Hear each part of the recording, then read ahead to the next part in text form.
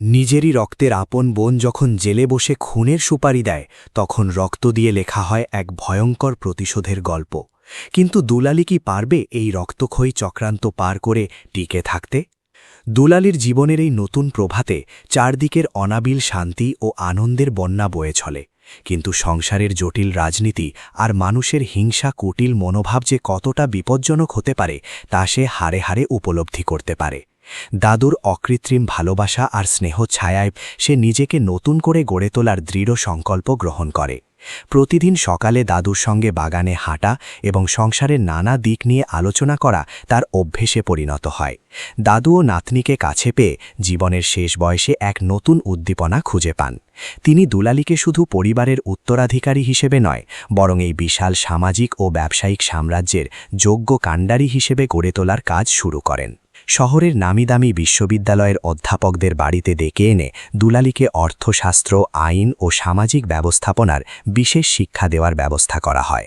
দুলালিও অত্যন্ত মনোযোগের সঙ্গে সব শিখতে থাকে, কারণ সে জানে তার ঘাড়ে এখন অনেক বড় দায়িত্ব।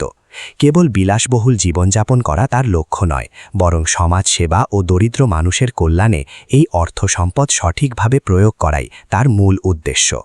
অন্যদিকে অনুষা ও তার মায়ের এই মর্মান্তিক পতনের পর জেলখানায় তাদের দিন চরম কষ্টে কাটতে থাকে। অন্যায়ের শাস্তি যে কতটা ভয়াবহ হতে পারে তা তারা এখন প্রতি মুহূর্তে বুঝতে পারে। তবে অনুষার মনের ভেতরে জমানো আক্রোশ ও হিংসার আগুন পুরোপুরি নিভে যায়নি। সে জেলের ভেতরে বসেই দুলালির সর্বনাশের জন্য নতুন কোনো উপায়ের সন্ধান করতে থাকে। কিন্তু দুলালির চারপাশে এখন দাদুর বিশ্বস্ত রক্ষী বাহিনীর এক ভেদ্য প্রাচীর গড়ে উঠেছে, ফলে কোনো চক্রান্তই আর সহজে সফল হওয়ার উপায় নেই। কলেজের দিনগুলোতেও দুলালির উপস্থিতি এখন এক বিশেষ মর্যাদা পায়। সাধারণ ছাত্রছাত্রীরা যারা একসময় তাকে অবহেলা করত, তারা এখন তার বিনীত স্বভাব ও সরলতায় মুগ্ধ হয়ে তার দিকে সাহায্যের হাত বাড়িয়ে দেয়। দুলালি নিজের কলেজের দরিদ্র বন্ধুদের পড়ালেখার সমস্ত খরচ নিজে বহন করার সিদ্ধান্ত নেয় এবং সেই উদ্দেশ্যে দাদুর সহযোগিতায় এক বিশেষ ট্রাস্ট গঠন করে। এই ট্রাস্টের মাধ্যমে শহরের শত শত অসহায় ও মেধাবী ছাত্রছাত্রীদের বিনামূল্যে শিক্ষা ও বাসস্থানের ব্যবস্থা করা হয়। দুলালির এই মহতি উদ্যোগের খবর খুব দ্রুত শহরের সমস্ত খবরের কাগজ ও সামাজিক মাধ্যমে ছড়িয়ে পড়ে। সবাই তার এই মানবিক আচরণের প্রশংসায় পঞ্চমুখ হয়ে ওঠে। দাদু যখন খবরের কাগজে নাতনির এই সাফল্যের কথা পড়েন, তখন তার চোখে আনন্দের জল নেমে আসে। তিনি গর্বের সঙ্গে অনুভব করেন যে তার রক্ত আজ সঠিক পথে পরিচালিত হচ্ছে এবং তার নাতনি পরিবারের নাম উজ্জ্বল করছে। এই সবের মাঝেও দুলালি কখনো তার পুরনো দিনগুলোর কথা ভুলে যায় না। সে মাঝে মাঝেই তার পুরনো গ্রাম ও মাটির বাড়ির কথা মনে করে এবং সেখানকার মানুষকে সাহায্য করার জন্য বিভিন্ন উন্নয়নমূলক প্রকল্প হাতে নেয়। গ্রামে একটি আধুনিক হাসপাতাল ও বালিকা বিদ্যালয় গড়ে তোলার কাজ শুরু হয়, যেখানে গ্রামের দরিদ্র মানুষেরা বিনামূল্যে চিকিৎসা ও শিক্ষার সুযোগ পাবে। দুলালি নিজে উপস্থিত থেকে এই সমস্ত কাজের তদারকি করতে শুরু করে।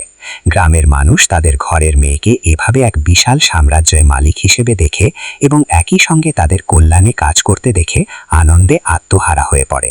তারা দুলালিকে আশীর্বাদে ভরিয়ে দেয়। এভাবে দিন মাস পার হতে থাকে এবং দুলালির ব্যক্তিত্বে এক অভূতপূর্ব গাম্ভীর্য ও দৃঢ়তা চলে আসে। সে এখন আর সেই ভয়াতুর বা অসহায় মেয়েটি নেই যে সামান্য আঘাতেই ভেঙে পড়ত, বরং সে এখন নিজের সিদ্ধান্ত নিজে নিতে সক্ষম এক আদর্শ নারী। দাদু ও নাতনির এই মানসিক পরিপক্কতা দেখে নিশ্চিত হন যে তার অনুপস্থিতিতেও এই সাম্রাজ্য ও পরিবারের সম্মান বিন্দুমাত্র ক্ষুণ্ণ হবে না।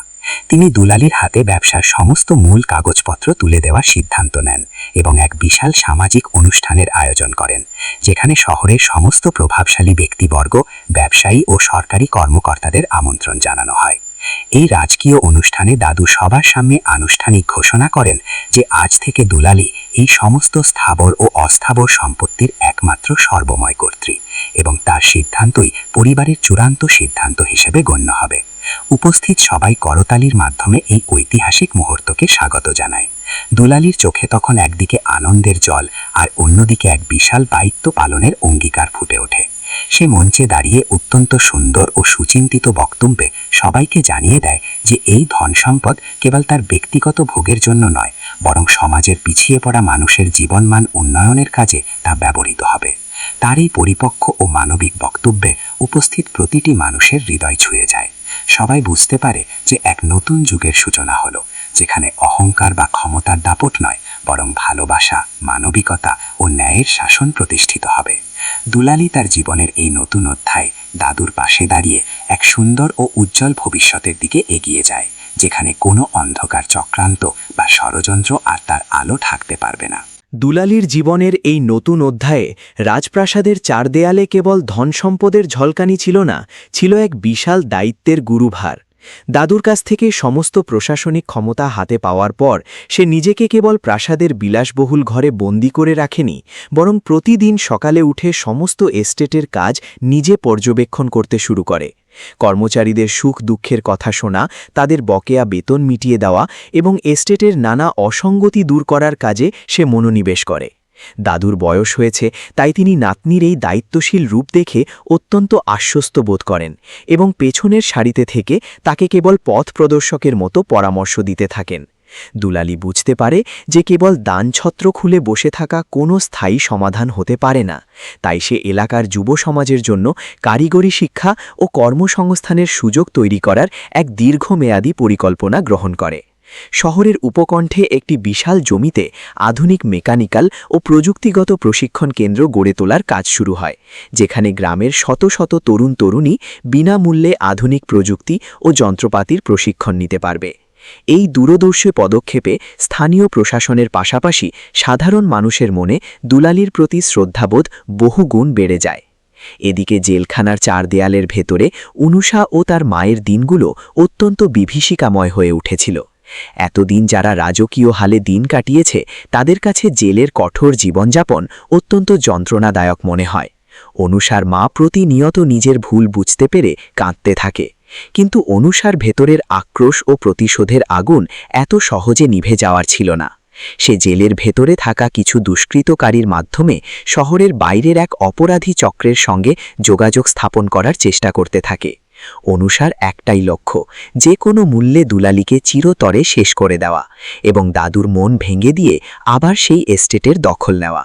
সে জানত যে দাদু এখন দুলালীর ওপর পুরোপুরি নির্ভরশীল, তাই দুলালীকে সরিয়ে দিতে পারলে বৃদ্ধ দাদুকে মানসিকভাবে ভেঙে ফেলা অত্যন্ত সহজ হবে।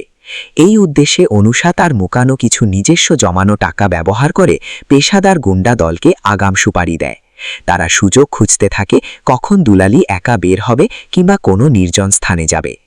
অন্যদিকে দুলালী তার নিজস্ব পরিকল্পনা মতো গ্রামের সাধারণ মানুষের জীবনযাত্রার মান উন্নয়নে ব্যস্ত থাকে। একদিন সে খবর পায় যে তাদের গ্রামের কাছের এক প্রত্যন্ত অঞ্চলে তীব্র পানীয় জলের সংকট দেখা দিয়েছে এবং বিষাক্ত জল পান করে বহু শিশু অসুস্থ হয়ে পড়েছে। এই খবর শোনা মাত্রই দুলালী দাদুর নিষেধাজ্ঞা সত্ত্বেও জরুরি ত্রাণ ও চিকিৎসা সামগ্রী নিয়ে নিজের হাতে গাড়ি চালিয়ে সেই গ্রামে যাওয়ার সিদ্ধান্ত নেয়।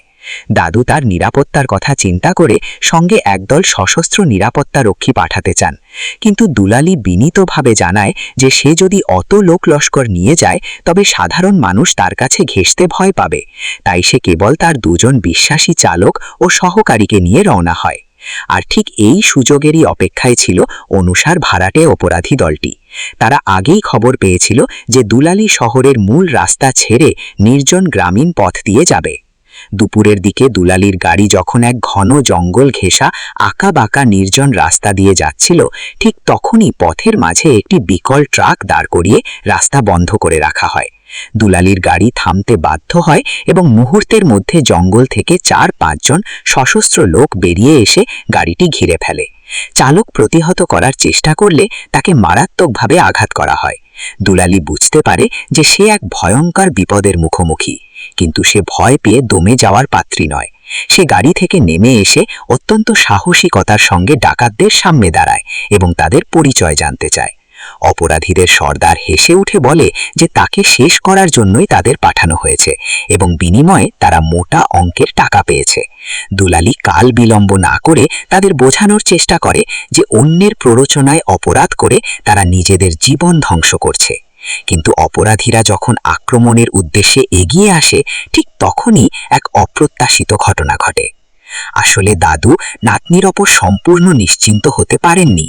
তিনি গোপনে নাতনির সুরক্ষার জন্য তার সবচেয়ে অভিজ্ঞ ও বিশ্বস্ত প্রধান নিরাপত্তা রক্ষীকে অন্য একটি গাড়িতে পেছনে পাঠিয়েছিলেন। ঠিক শেষ মুহূর্তে পেছনের গাড়িটি ঘটনাস্থলে এসে পৌঁছায় এবং নিরাপত্তা রক্ষীরা ডাকাত দলকে ঘিরে ফেলে। তীব্র হাতাহাতির পর অপরাধীরা কাবু হয়ে পড়ে এবং নিরাপত্তা রক্ষীরা তাদের ধরে ফেলে। পুলিশ ঘটনাস্থলে এসে উপস্থিত হয় এবং তাদের গ্রেফতার করে। প্রাথমিক জিজ্ঞাসাগারে অপরাধীদের সর্দার স্বীকার করে নেয় যে জেলখানা থেকে অনুসাই তাদের টাকা দিয়ে এই খুনের পরিকল্পনা করেছিল। এই খবর জানা মাত্রই পুলিশ অনুষা ও তার মায়ের বিরুদ্ধে নতুন করে ষড়যন্ত্র ও খুনের চেষ্টার মারাত্মক মামলা দায়ের করে, যার ফলে তাদের দীর্ঘমেয়াদী কারাদণ্ড নিশ্চিত হয়ে যায়। ঘটনার পর দুলালী যখন অক্ষত অবস্থায় প্রাসাদে ফিরে আসে তখন দাদু তাকে জড়িয়ে ধরে কান্নায় ভেঙে পড়েন। তিনি বুঝতে পারেন যে নাতনির সাহসিকতা ও বুদ্ধিমত্তা তাকে আজ এক নিশ্চিত মৃত্যুর হাত থেকে রক্ষা করেছে। এই ঘটনার পর দুলালী আরও বেশি সতর্ক ও পরাক্রমশালী হয়ে ওঠে। সে বুঝতে পারে যে কেবল ক্ষমা বা দয়া দিয়ে দুষ্কৃতকারীদের মন পরিবর্তন করা যায় না। অন্যায়ের বিরুদ্ধে কঠোর আইনি ব্যবস্থা নেওয়া অত্যন্ত জরুরি। সে নিজে আদালতে গিয়ে অনুষার বিরুদ্ধে সাক্ষ্য দেয় এবং অপরাধীদের কঠোর শাস্তির ব্যবস্থা করে। এই ঘটনার পর পুরো শহর ও আশেপাশের অঞ্চলে দুলালীর এই নির্ভীক রূপ দেখে সবাই স্তব্ধ হয়ে যায়। এক সাধারণ অবহেলিত মেয়ে থেকে কিভাবে এক শক্তিশালী ন্যায়পরায়ণ নারীতে রূপান্তরিত হওয়া যায়, দুলালী যেন তার এক জ্যান্ত উদাহরণ হয়ে ওঠে। সময়ের চাকা গড়িয়ে যেতে থাকে এবং দুলালীর নেওয়া প্রতিটি সমাজসেবামূলক প্রকল্প সাফল্যের মুখ দেখতে শুরু করে। গ্রামের হাসপাতাল, প্রযুক্তি প্রশিক্ষণ কেন্দ্র এবং বালিকা বিদ্যালয় চালু হয়ে যায়। হাজার হাজার মানুষ তার কাছ থেকে নতুন জীবনের আলো পায়। দাদুর শারীরিক অবস্থার ধীরে ধীরে অবনতি হতে থাকলেও তিনি নাতনিকে এক বট বৃক্ষের মতো দাঁড়িয়ে থাকতে দেখে পরম শান্তিতে দিন কাটাতে থাকেন। দুলালী প্রতিদিন সন্ধ্যায় দাদুর ঘরে বসে তার পাশে থাকে, তাকে নিজের হাতে সেবা যত্ন করে এবং দিনের সমস্ত কাজের হিসেব দেয়। দাদু মৃদু হেসে নাতনির মাথায় হাত রেখে আশীর্বাদ করেন। তিনি উপলব্ধি করেন যে জীবনের শেষ প্রান্তে এসে তিনি যে রত্ন খুঁজে পেয়েছেন তা কেবল তার পরিবারের রক্তের উত্তরাধিকারী নয়, বরং গোটা সমাজের এক অনন্য সম্পদ। দুলালীর জীবনযাত্রায় এখন কোনো সংশয় নেই, কোনো ভয় নেই।